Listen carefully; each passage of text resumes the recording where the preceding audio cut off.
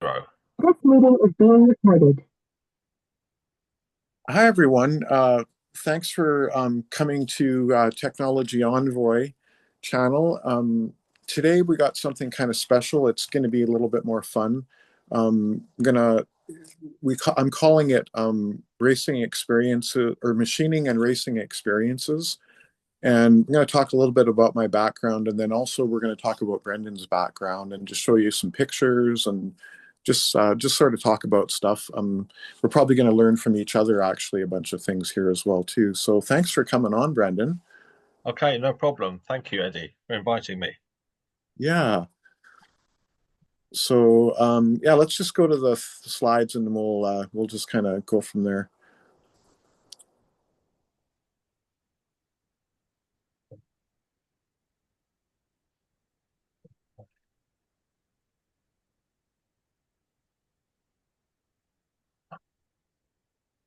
Okay, let's just make this the whole screen. There we go. So this is the first slide. Yeah, Yeah. I'll just go to the pictures. How about Actually, go to back to the top because it's actually the writing that I wanted them to see. So I'll talk a little bit about my background. In 1986, I graduated with an honors diploma in mechanical engineering technology. And one of the first jobs that I did was at this place called Reliable. It was actually called Reliable Engine Services at the time when I worked there. And I think they've got it wrong here actually in their information. But it was one of the largest machine shops in North America for doing heavy industrial type things. I think the only bigger shops that would be in North America were probably in Houston because Edmonton is the most northernest city where the oil field is. So it's a huge industrial city essentially, and that's where I took my mechanical engineering technology. And my first job was I was the quality control engineer at Reliable Engine Services, this huge facility. And one of the things that I did was I worked with Dr. Robert, I think it was Dr. Ball. I can't remember his first name, but Dr. Ball, and he was a PhD of metallurgy. And my job as quality control engineer was to work directly with him. And we had a chrome shop. It's called industrial hard chroming. And when you want to build up surfaces on a crankshaft, for example, you turn it down, make it nice and round again, and then you build it up with this chrome process, hard chroming process, which is these big giant tanks, and then you have the power going into them. So it's like electroplating kind of sort of process. And then once you do that, you take them out and then you machine everything back to specifications. So what we did a whole number of things, but one of the things that I was responsible for directly was we rebuilt train cylinders and crankshafts. So I was the liaison between CP Rail and our company basically on this project for us to rebuild cylinders and crankshafts for trains, essentially. So we had I believe it was the largest crank grinder in North America for doing this kind of thing. And we would have the boats would come into Vancouver broken down, they'd take them apart, and then they'd send the stuff to us. And it was my responsibility to look at everything and say, okay, we need to do this, and this to get it back to specifications. And then they would ship it back and have it, reinstalled in the ship. And I'm talking about huge super tankers and huge cargo ships and stuff like that. Some of these crankshafts were I can remember them being in three sections and they're 12 feet long. So that's 36 feet of crankshaft. And our crank grinder, we could go to 75 feet. So we had a very special facility there. That was Reliable Engine Services. And so we can go on to the next one, Brandon. So what happened after working at Reliable Engine Services and one other place that I'll talk about a little bit. After Reliable Engine Services, I actually worked as a machinist and spray welder at another place that actually was connected to building or rebuilding these crankshafts and cylinders. And after that, because my father was part of NORAD during the Cuban Missile Crisis, and because of my honors diploma in mechanical engineering technology, I approached the military and I wanted to go into the Air Force or something like that because my father was part of it during the NORAD. But they didn't have anything for me. So they actually put me into the Special Navy program. And eventually, I didn't finish the program, but I went in there to learn a lot about what's going on, I guess. And down the road, this happened in 2021. A NORAD pilot friend of mine and someone else sent me this honorary Space Force emblem, which was really, really cool. They know about some of the anti-gravity stuff that I'm doing with subquantum kinetics and whatnot. So yeah, so they sent that to me, and so it's kind of my military connection. And at this point, I kind of wanted to talk to Brandon a little bit more about his connection because we were talking the other day, and I was talking about NORAD, and Brandon brought up a fact that his PhD was basically paid by the equivalent of NORAD in England. So do you want to talk a little bit more about that, and also maybe tell us about your degrees and everything? Yeah, yeah. Thanks, Eddie. Yeah, Yeah, so I did a BSc at Hertfordshire University, University of Hertfordshire, around about 1999 to 2022. That was a BSc honors in physics, yep, experimentation and theory. Then I went on to do a master's degree, Master of Science in particle physics at Royal Holloway. yep, That was about 2 years, from 2002 to 2004. okay, And then I did I did a bit of work in mental health, sort of volunteering in a day center, and I hmm, was a trustee of the mental health charity, sort of like oh, making that's important cool.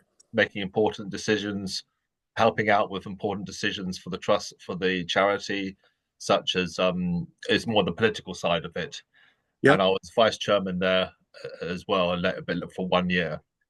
And then nice. when I went back to working as a PhD student at University College London, and I was working on electromagnetism and tomography, so magnetic induction tomography. So a new type of Yeah, system that we developed. Started off sort of volunteering for a few months, and then we converted it into a PhD. So I is a new type of system which we developed ourselves. Although we didn't know so much, we didn't realize there was a whole field, there was a small field already existence. right. So we were able to develop it from scratch, our own system, which is And basically go on. and this device was to sense radiation or radioactive particles and materials coming in and out of a country or anything Yeah, like that, Magnus, essentially. it was funded by AWE, Atomic Weapons Establishment, that they Which look is after. like which sorry Brendan, which is like NORAD, just so those other people don't understand. It's basically kind of like the equivalent of the nuclear missile for defense for North America, but it's for England essentially. Yes, Essentially, they they maintain and look after the country's Trident missiles, there and you go. their Yep, atomic weapons establishment. And yep, one of their guys had contacted the professor of my program and wanted to do a PhD in a similar field that he had done his PhD in, which was tomography and magnetic induction tomography, which is yep, basically based on the set principle of a metal detector, except imaging inside, imaging underground, or image. What we did was to image inside metallic enclosures, imaging metal objects inside metallic enclosures. And right, right. was basically the end goal for AWE was to develop a device to detect nuclear materials coming through customs. Wow. So and And that's what you did that's what you did your PhD so I and didn't actually do that exactly, but I was developing a system There would Yeah. eventually be one of many. They had many different types of detections, like Yeah. muon detection or X-ray Yep. detection. But the magnetic induction tomography was the one they wanted to develop as well as one of the types of detection mechanisms for or devices for detecting nuclear materials being smuggled through customs. Wow, that's amazing. And I think in talking to you, my understanding is that the AWE, the Atomic Weapons Establishment, actually funded your PhD. Yeah, they funded it. The home of MOD, the Home Office, and AWE funded it. Uh, So MOD, Ministry of Defense? Ministry of Defense. Yeah, Yeah. okay, cool. Yeah, and so So my dad, yeah, basically kind of the same exact kind of thing that my dad worked on. He was a radar guy on the DEW line, but it's still the same sort of group, yeah, essentially. they're not just involved in looking after the country's trident nuclear missiles. They also have a separate committee that works towards decommissioning nuclear weapons. If that, Oh, so they also work towards a that's possibility awesome. of decommissioning nuclear weapons and reducing them, and that kind of And thing. and we know from all our Ken Shoulders research that, and talking to Chris Beskar, the CEO of Stavati Aerospace, Chris told me that they can deradiate nuclear waste using charge clusters within like 48 hours. So that's really cool. Let's go on to the next one and see what we've got here. We've got a whole bunch of them to share with you guys today. So the other day, Brendan had actually asked me what was on my shirt. And that's also part of the reason why we're doing this. I it was probably about 10 years ago. I worked about 10 years ago. I worked for about 10 years for Lordco. And Lordco is a really large auto parts place all through British Columbia. And my job was performance. So a lot of the machining skills that I have all had to do with racing and performance when I was younger, and even now. So that's kind of why we're kind of jumping into this and starting to talk a little bit about some of my racing background and heritage and how it relates to everything that we're doing now, and especially the machining part of everything. So that's Lordco. Let's see what else we have. So this is the type of thing that we would do. This is the guy in the black shirt actually worked for, I managed a machine shop that had a machine shop, a fabrication shop, and an automotive repair shop all in one. And the guy in the black shirt, he basically bought the machine shop and then took everything and set it up again, and then started doing his thing. And this is the type of thing that he would do. So this is about a 3,500 horsepower alcohol motor that was put into the gentleman in the gray shirt's dragster. And if you just scroll a little bit, you'll see the dragster in the picture at the bottom there. So that motor was put into this dragster, and I believe it went 6.02 or something. I can't see with my glasses, but something like that. It was very, very fast, very, very fast car. So that's the type of thing that would be the really high end part of things. That motor is probably well in excess of $100,000. The Very, very 602 miles an hour, is that right? Kilometers an hour? miles per hour. Yeah, that would be miles. So 602 seconds in the quarter mile. And what is the mile per hour again? Sorry? The mile per hour, the because I can't see the. You mean this bit here, this logo where it Yeah, it says says 602, and what's below it? 22871. So 228 miles an hour is what that is. Yeah. So that's the type of thing that we did. And again, this is the more high end thing. We built a lot of engines for muscle cars, show cars, even 4x4s, that type of thing, but everything very high performance. Yeah, so let's see what else we have here, Brandon. Okay, so my heritage does go back to racing, but it really goes back to racing two strokes. So that bike that I'm on, doing the wheelies on, that was basically a track bike a two-stroke track bike that was insanely fast. It would wheelie into almost all the gears essentially. Like you could be shifting, into sixth gear at 140 miles an hour, and the thing is trying to wheelie, right? Um, it was a very, very fast bike meant for the track. There's also a picture of me and my best friend Al in the Canadian helicopter, and we'll go back and talk a little bit more about that down the road.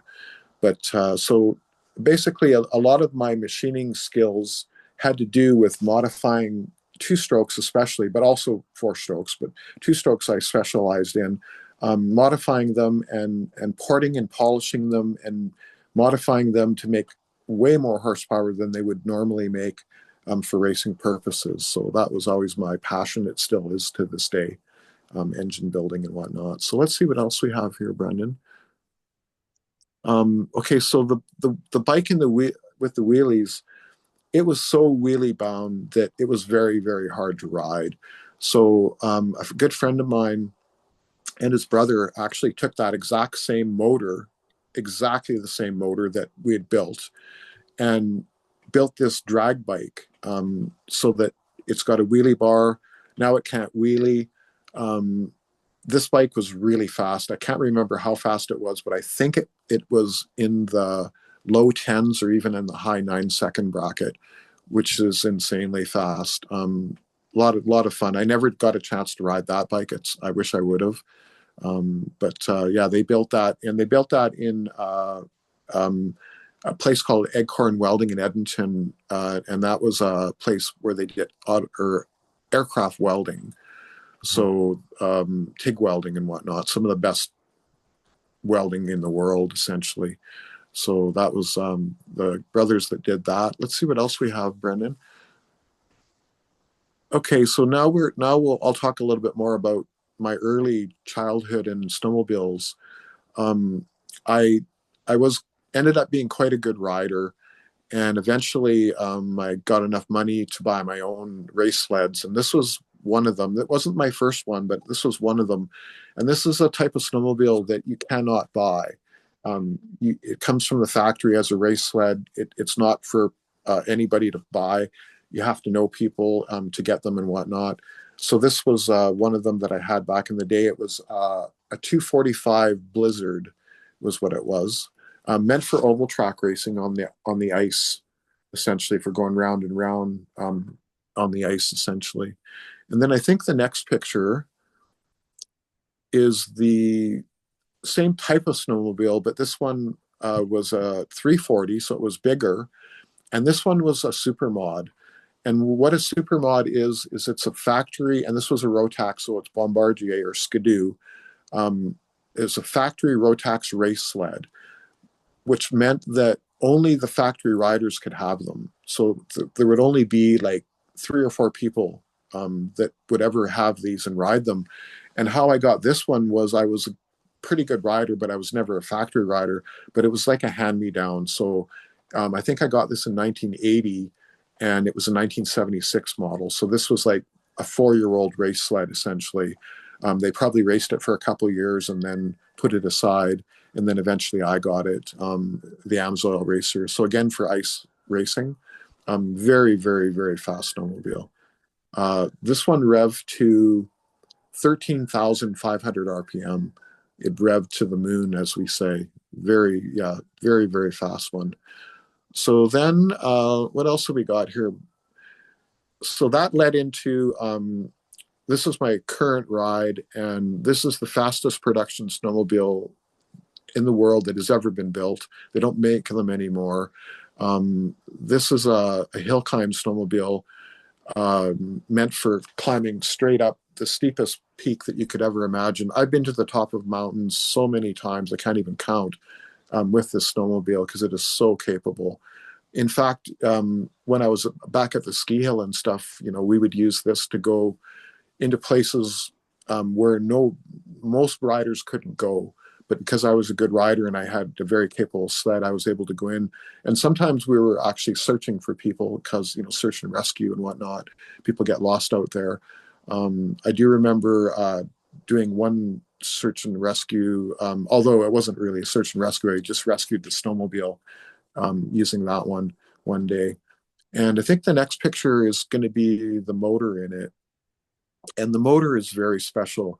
This is 1,000 cc Suzuki racing triple. So 3-cylinder racing triple, very high RPM. It revs well past 10,000 RPM. It's highly modified. In its stock form, I think they had 172 horsepower, which is a ton of horsepower. This one, in its current, the way it sits there, is about 250 horsepower. So very, very capable. And it's got all the modifications. It's got race pipes on it. It was ported, and every single thing that you could ever imagine was done to this one. So that's my current ride. And this is an interesting project. When I worked at Lordco, the performance place, we were a turbonetics dealer. And I always wanted to modify that engine that you just saw in that picture to have a turbocharger on it. So I actually had Turbonetics design a custom turbocharger for me for this project. And this is the dyno sheet that came out of it. So, and I was very conservative with my numbers. In fact, I started at 200 horsepower. And then with 25 pounds of boost, which is what happens when you use a turbo, this one made 465 horsepower. So, almost double the horsepower that it's at. And that's 465 horsepower at altitude. That's a working like 8,000 feet or higher, or at least a mile higher. Because when you're climbing mountains, you're always at higher altitude. The air is a lot thinner, so the engines make less horsepower. So turbochargers are one of the things that you can use to help to make more horsepower. I haven't done this modification yet. The snowmobile is the way that it sits in the other picture. I just wanted to show that to you. Eddie, I thought I'd mention that how we got involved with the Starburst Foundation and the Model G group. Yeah, definitely. So after I did my PhD, I did some postdoctoral work for about a year, and then I did a honorary research associate or postdoc. So I did about two, and then I really wanted to work on subquantum kinetics for a PhD, but I realized that didn't look like it was going to happen. So, yep. And during my second postdoc, the honorary research associate, I contacted Paul Laviolette because I'd known about him and heard about him and watched him on video on Project Camelot in 2010. Yep. Mm-hmm. So I found his email, contacted him, and asked him if I could do some voluntary work for him, Cool. And he was interested, and so he gave me the emails of people who were interested in doing work, or who had expressed an interest in helping out. Yep. And then I set up the Model G vortical motion group because Dr. Paul Laviolette was quite interested in trying to develop particle spin into his model, so he could explain magnetism within subquantum kinetics. Yep.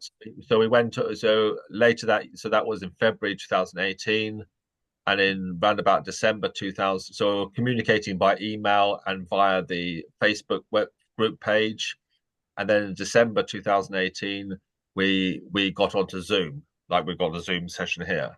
So we started on Zoom, and we met for about 5 years. Paul Laviolette came to most of the groups, and I was doing a certain amount of simulation work, trying to simulate Model G and incorporate vortical motion, which we didn't quite do, but we learned a lot about the simulation, and we were able to get particles colliding with each other and accelerating. And that was and that was every weekend too that you met. That was every Sunday we were meeting, but we were communicating during the week as well. Yep. And cool. I don't want to necessarily mention names just on this one, but of the group members. But Paul Laviolette came to most of the meetings. I mean, he was dealing with cancer at the time, and he was also traveling around the world, going to conferences and doing experiments with people. Yeah. And then in December 19th, 2022, he eventually passed away. He had stopped coming for about 4 or 5 months. Yeah. When he was getting quite unwell. And then unfortunately, so he passed away on the 19th of December 22, and Eddie came to the group around about 2023. Yeah. Yep. 2023. So in January 23, they wanted me I was voted to be CEO, president of Starburst Foundation, take over from Yeah. Paul because Paul was no longer here. Yep. And we continued the Starburst Foundation, and we also met up on every Sunday, which is now Saturday, and then after a And while with the Model G group, we decided to create a Sunday group, which yeah. Eddie has made his group and he runs it, and that's Yeah. more to do with um, uh, exotic vacuum objects and Ken shoulders and consciousness, Charged clusters and conscious. Yeah. free energy, and sometimes talking about extraterrestrials and things like this. So it's Yeah. more open discussion, but mostly centered around exotic vacuum objects and Ken Shoulders' work. Yeah. And And before Paul passed away, I did have the honor to contact him a couple times, um, just by email and stuff. And one of the things that I said to him one day, I said, "You, sir, are the second smartest man to set foot on terra firma. Of course, Tesla being the first." And I kind of nicknamed him Tesla 2.0 at that part, because I feel that subquantum kinetics literally finishes Tesla's work, or at least it's or on the right track to finishing Tesla's work, because there's still work to be done, of course. And that's why we do this, and we're talking about all this. And so it's a great honor to have you, the CEO of the Starburst Foundation, doing all this with me too. So thank you, Brendan. yeah, okay, no problem. And also Eddie joined the foundation, so we've got a number of people who came along. Some of them came along a bit later, and they joined. Yeah. And And with the what is my title? Because I know I'm on the board of directors. you I just are can't you remember. are first assistant secretary and first assistant vice president. Wow. Yeah, that's an honor. And I know that Tom Vallone is the Ron is the second vice president, and second. Yep. um, uh, Theo Murphy is the first vice president. Yeah. Yeah. So it's just an honor to be with you guys and to be Yeah, talking about all this stuff, right? and Yeah. it's a registered non-profit institute, scientific research institute, non-profit. It's probably the And, greatest research institute that there is, I believe, anyways, in my okay, heart. Yeah. Let's get back and we'll thank you for all of that, Brendan. Yeah, because that's the kind of information that we want to let people know about, right? Definitely. Our connections back to so it's an ether. Paul was dealing with an ether-based physics that could exa explain things like anti-gravity and yep, over unity energy. Couldn't explain yep, couldn't explain every free energy device, but explained quite a number of them. And it's yep, basically it's describing an open system where energy can come from the ether. Some people say a higher dimension, but the ether. So it's an open it's the system ether. Yep, which can disobey the conventional laws of thermodynamics, definitely. and Yep. then goes into explaining free energy and anti-gravity. Yeah, and Paul wrote the most famous anti-gravity book, I think, in history. It's called Secrets of Anti-Gravity Propulsion. And it basically explains how the B2 works antigravitically. It's an excellent book. I recommend everyone to have a look at that. In fact, it was I wrote part of the how I ended up getting into the Starburst Foundation was in 2017. I wrote 80 pages of handwritten notes from Paul's work on subquantum kinetics, mostly to do with anti-gravity and free energy.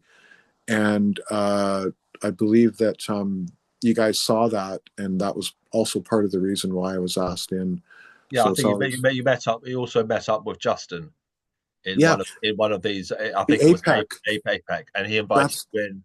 And then that's right. that was round about sometime in 2023. Yeah, Justin was doing a APEC presentation, and I saw it, and I contacted him, and within I mean, it was within a few hours you guys had actually invited me in, so it was a a great honor again, definitely. And But it's a great honor to have you as well, Eddie, because you've yeah, contributed thank you. a lot. And You and know, we're standing on the shoulders of giants, Nikola Tesla and Paul Laviolette, um, Ken Shoulders, Pete Peterson. mm, All of these guys were, these are the guys these are the pioneers, literally. Yeah, mhm. all of them are. And Paul, yeah, he was absolutely brilliant. Yeah, yeah. So let's see what else we have here to show everyone. So not only did I race dirt bikes, road race, snowmobiles, hill climbed, I also had one of these. That's not me in the picture, but that's exactly what I had, ripping it up. And this is called a Honda Pilot. I think they were made in like 1989, 1990 zone. And basically, it's a Formula One car for the bush or for off-roading. Again, insanely fast, and you could go in snow and sand and wherever you wanted with that thing. It was a lot of fun, type of thing. Again, a big, giant two-stroke engine. Uh, yeah, so it was modified, of course. Yeah. So what else do we have here? Um, okay, so this wasn't mine, but this is a friend of mine's. The blue Polaris Razor, very highly modified. This is the type of machine that they race in the Baja 1000. And in fact, my friend's good buddy went to the Baja 1000 with one of these, and he came in seventh the first time they went. And then I think a couple of years later down the road, they went again, and he won the Baja 1000 in his class. So very, very high horsepower. This one's turbocharged. It's well over 200 horsepower. Again, like a Formula One car in the bush, essentially, insanely fast and a lot of fun. I can remember then I took this picture, and then that night I think he wanted to try and scare me. He's got a course that he teaches people to off road on with ATVs and all that kind of stuff. They used a big excavator to build, and it had this big jump on it. And I think he purposely did this. We went at night and did the jump. And he knew what he was doing, but I think he was trying to scare me a little bit. And he kind of did a little bit when we landed at night. We landed about 2 feet away from the trees and slid sideways and almost touched them as we rocketed off. So again, a lot of fun, a lot of adrenaline. What else have we got here? Okay, now this picture, this is something. I'll explain. Um, the three guys in the middle, the guy in the pink, the guy in the middle, and then the guy in the blue again. These are the three fastest men in history. It's called the Triple Crown, and to get a Triple Crown, and that's why there's only three of them. To get a Triple Crown, you have to be a Formula One world champion. You also have to be an IndyCar world champion, and you also have to have won the Indy 500 race. So all three of those guys, the guy in the pink is Jacques Villeneuve, the guy in the middle is Mario Andretti, and the guy in the blue is Emerson Fittipaldi. Again, the three fastest men in history. Now, the other guys, the guy in the hat is Sir Jackie Stewart. In fact, he was knighted because of his racing background. And the guy in the black is Juan Montoya Fabio, I think. I might have that wrong, but he was an IndyCar racer.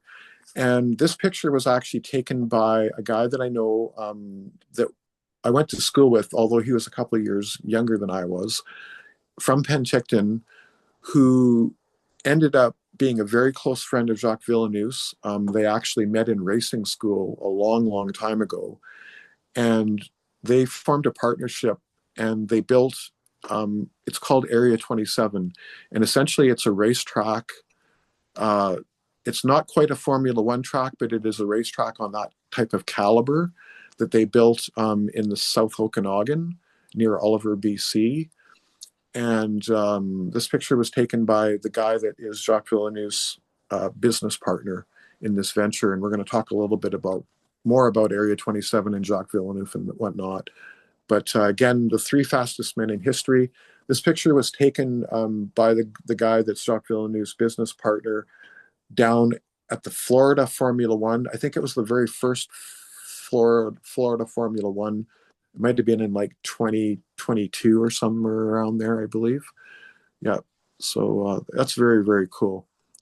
And I think we're going to go on to, yeah, so this is actually Area 27, and this is the racetrack, that Jacques Villeneuve and the guy that I know built.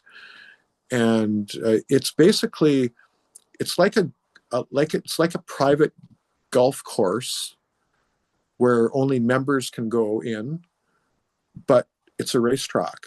So you buy membership, and then that gives you access to the racetrack and to the clubhouse and to all the facilities.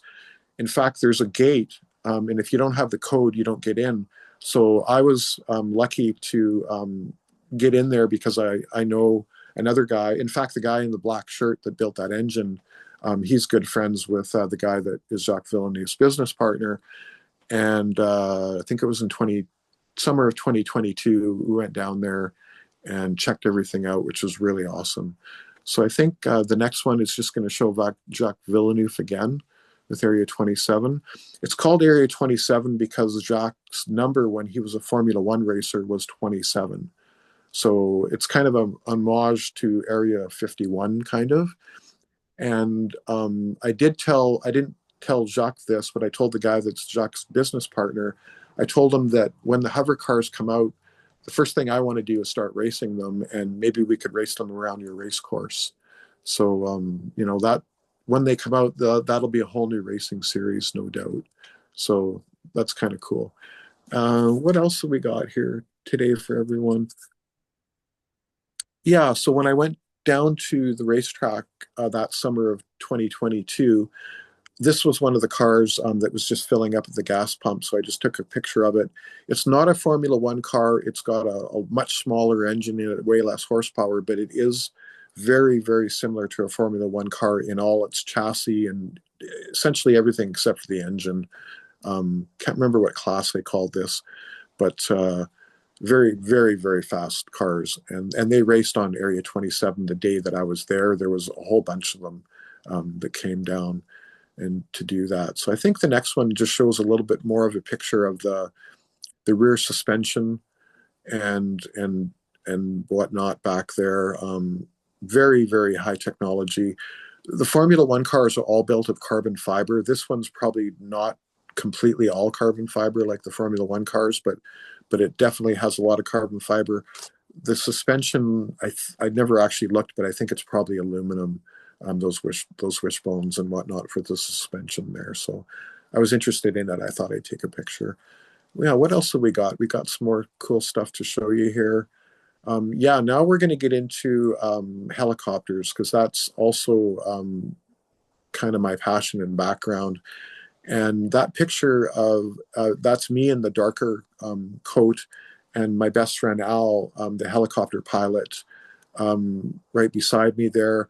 That picture was taken on Blue Joint Mountain when Al took his mountain training. And mountain training, in Al's words, is how not to get killed in a helicopter. Mountains are very, very difficult to fly in because of all the thermals and the winds and the way that everything works. So there is a very special school, in fact, the most elite helicopter training school in the world, that Al took the course, and that's one of the days that we're out landing on high altitude stuff. Al also worked for Aero Arctic and Canadian, which you can see there. That's a Canadian helicopter. And this was just out of Penticton. And I'll talk a little bit more about that in a couple more of these slides. So let's see what else we have for everyone here. Yeah, this is Al. He lives down in Texas. This is one of his, I believe it was one of his personal helicopters with him standing there beside his house. He lives out in an acreage out there. So he just lands his helicopter, there whenever I think he went for lunch or something, he told me, or something like that. Or maybe he brought it home because it's easier to just take your helicopter home and then fly back to wherever you're working from. So he would do a lot of that. I believe that he landed on his property so much, the FAA actually put a little pin in there and they called it Al's Place. So there was a thing that called it Al's Place down in Texas. He's outside of Houston, Texas. Yeah, and so what else have we got? We've got, okay, now this picture is wild. This is Al again and another guy. There were two pilots in there. They would take turns kind of flying because what happened was this is in the high Arctic, and that is a hovercraft that they're towing that got broken down. And I think it was 40 miles of ice they had to pull this thing. So that's basically a picture of them pulling it. And the reason why the helicopter is the way it is because they're pulling so hard that the torque is actually causing the helicopter to do that. And I talked to Al and I said, how close were the rotor blades in the helicopter to the water when you were doing that? And he said they were about 10 or 15 feet. Now, I believe they actually had to tow this thing for a couple days. So this was hours and hours and hours. And what you see the reflection of lights in the rotor blades. And what that is, and this picture was actually taken from this icebreaker, the back of this icebreaker that was breaking the ice so that these guys could pull it more easily and whatnot, and also making sure that, someone was there in case something happened, essentially. He also told me that I think they landed in the water and refueled, and they had to refuel a whole bunch of times because the helicopter was working so hard. I actually sent this picture to Chris Beskar, the CEO of Stevati Aerospace, and I think he was pretty impressed with it. It's a very, very famous helicopter picture all across the world, in fact. A lot of helicopter pilots have seen this picture before, but that's Al flying. Yeah, he was an amazing helicopter pilot. He's retired now. Yeah. So what else have we got here today? Okay, now I was talking about the helicopter training facility. If you can maybe just go, yeah, okay, that's perfect. It changed. It was called Canadian Helicopters when Al took the course, but now it was taken over by a New Zealand company. I think it was called HNZ, and it's called Top Flight Elite Helicopter Training. So why I say it's the most elite helicopter training facility in the world is pretty simple. When I was there one day, I think it was that day we took that picture with me and Al in the Canadian helicopter. I was walking down the hallway and I saw these pictures like school graduation pictures, and that's what they were. There were these graduating classes, and they were all military, and there were hundreds of them. So I said, "What's up with this, guys?" And then they told me, they said that all Canadian, US, British, and a lot of foreign military are all trained at this facility and have been since the 50s for high altitude training. So, and high altitude training or flying in the mountains is absolutely the hardest thing you'll ever do in a helicopter. So this is in Penticton, British Columbia, Canada. I do know all the guys here.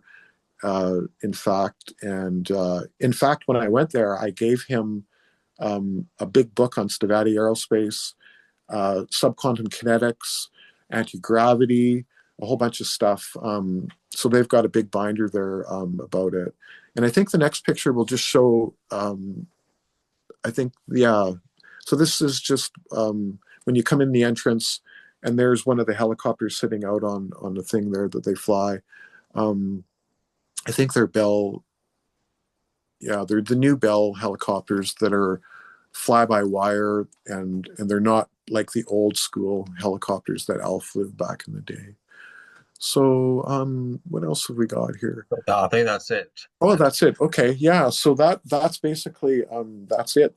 Is my interest in racing essentially led to me having to learn how to modify these engines and machine things, and that was always high on my radar even before I took mechanical engineering.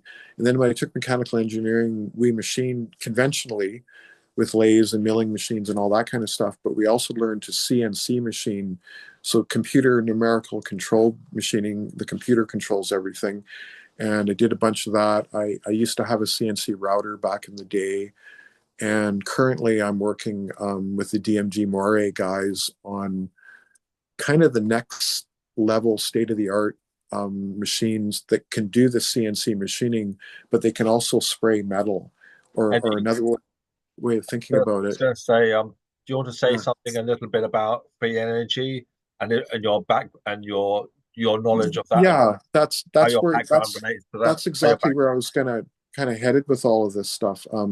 Is So I'm working with the DMG Moray guys, and DMG Moray, they build the most awesome machines on the planet, basically. And I had a Zoom call meeting with them the other day, and in fact, Dr. Moray, who's in Japan, was so interested in what I'm doing, he actually had a bunch of questions for me. Now, I didn't get a chance to talk to him, but through the sales guy, I had to answer all of these questions about what I was doing and why I was doing it. And that leads into exactly what Brendan is talking about here. Um, we're trying to develop ways and machines that can create free energy prototypes, and there are certain materials that you need to work with and whatnot that aren't currently available. Because when I first talked to the DMG guys, I said, hey, this is what I want to do. I used to be a spray welder back in the day. It was one of the things that I did after I worked in that big giant machine shop. And spray welding is very similar to what's called DED, directed energy deposition, where you use a laser to melt powdered material and weld it continuously to Mhm. build up things.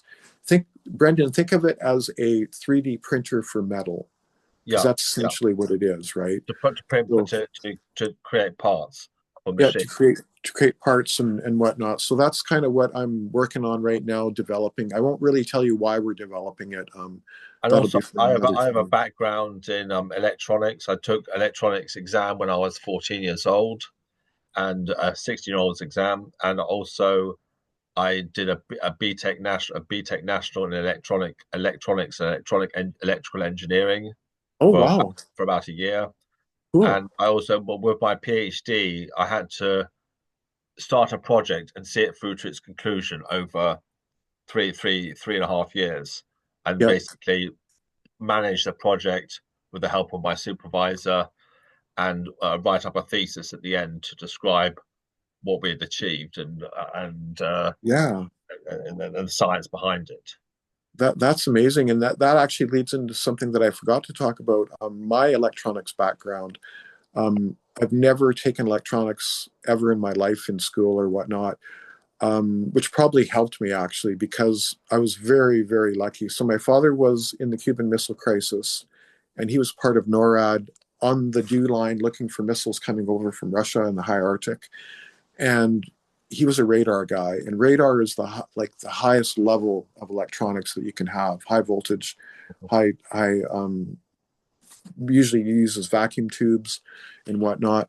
So I didn't learn anything from my father. We were just like water and oil. I never learned any electronics from him, but I did come across a guy named Deacon Erdick. And Deacon Erdick was also in the Cuban Missile Crisis as a radar guy, Mm, but he was in the Russian military as a mm. radar guy.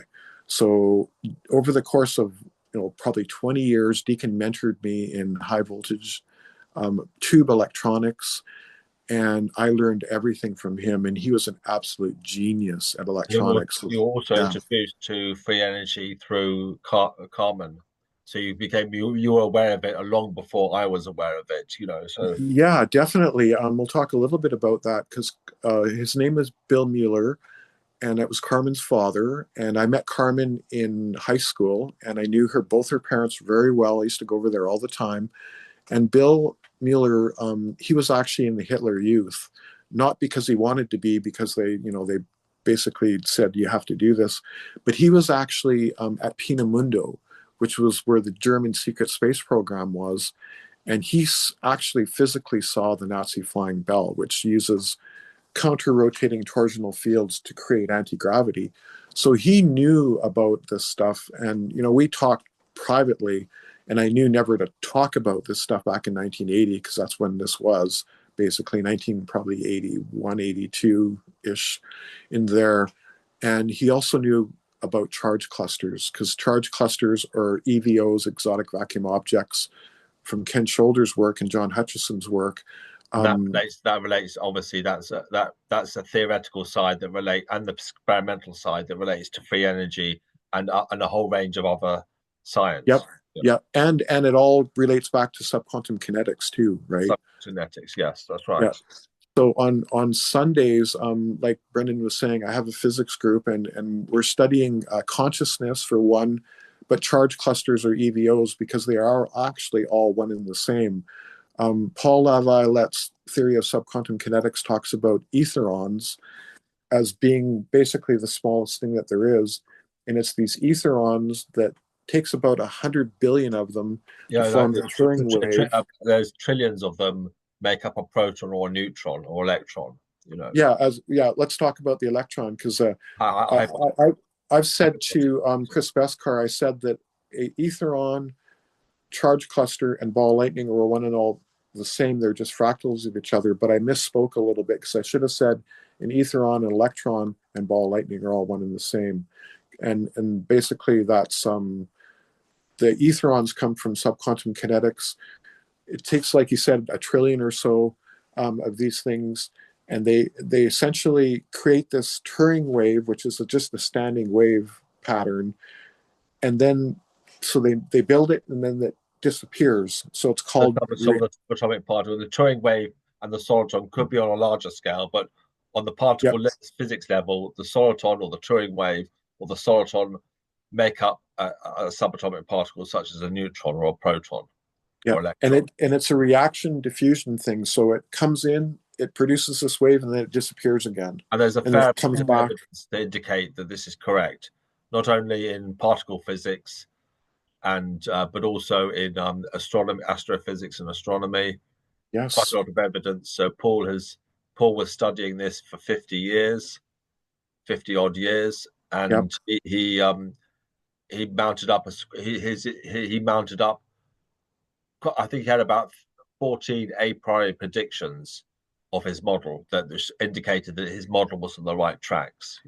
Yeah, I think there were that many for subquantum kinetics, and then there was another almost that many for climate change and that type of thing. Galactic superwaves. Galactic superwaves and all of that. So really, there's almost not quite 30 of them in total. And over time, all of them came to fruition. And the other thing that's really important to know about Paul was he was an astrophysicist. So he looked at galaxies and the largest structures that there are.